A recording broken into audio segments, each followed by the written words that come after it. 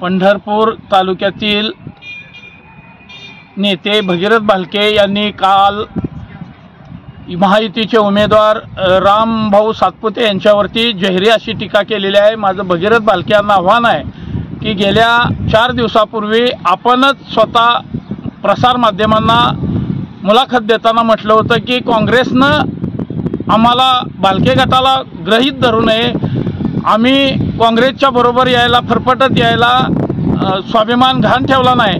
परंतु एका रात्रीमध्येच असा काय फरक झाला की ते काँग्रेसच्या उमेदवार प्रणिती शिंदे यांचा प्रचार करायला लागले।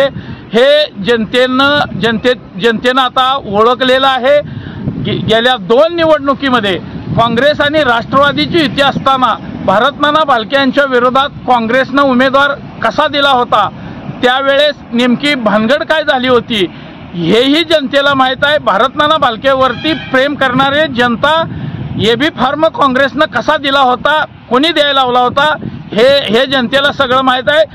भगीरथ भालकेंनी भान ठेवून टीका टिप्पणी करावी।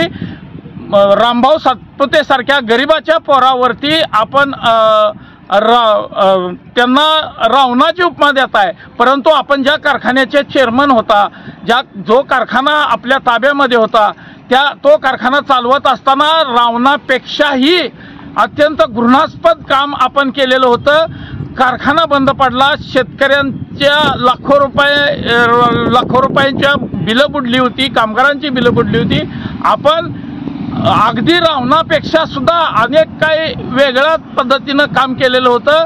आपण जरा लवकर उठत जावा, कुंभकर्णासारखं निवांत झोपून कधीतरी उठून असं टीका टिप्पणी राजकीय काम करण्यामध्ये आपण स्वारस्य दाखवू नये।